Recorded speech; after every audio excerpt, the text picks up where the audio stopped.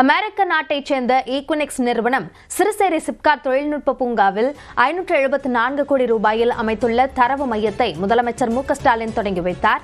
அதனை நேரலையில் நாம் பார்க்கிறோம். அந்த காட்சிகளை, இது தொடர்பான கூடுதல் விவரங்களை நம்முடைய சிறப்பு செய்தியாளர் அபினேஷிடம் கேட்கலாம். அபினேஷ், இந்த தொழில் நிறுவனத்தினுடைய முக்கியத்துவத்தை விளக்குங்கள்.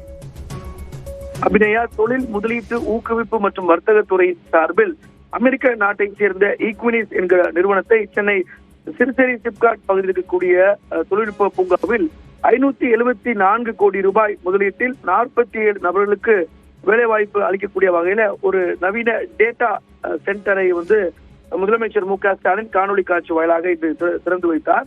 குறிப்பாக நடைபெற்று முடிந்த சட்டப்பேரவை கூட்டத்தொடரில் தொழில் துறையினுடைய மானிய கோரிக்கைகள்ல இந்த புதிய டேட்டா மையம் என்பது சென்னையில் நிறுவப்படும் என அறிவிப்பை வெளியிட்டிருந்தார். அந்த அறிவிப்பை செயல்படுத்தும் விதமாக அம்பத்தூரில் சில மாதங்களுக்கு முன்பு இதே போன்ற ஒரு டேட்டா சென்டர் தரவு மையத்தை தமிழ்நாடு அரசின் சார்பில் ஒரு நிறுவனம் என்பது திறந்து வைக்கப்பட்டது. அதன் தொடர்ச்சியாக தற்போது சிறுசேரி சிப்காட்டில் 574 கோடி ரூபாய் முதலீட்டுல அமெரிக்காவின் ஈக்வினிக்ஸ் என்கிற நிறுவனம் இந்த தரவு மையத்தை அமைத்திருக்கிறாங்க.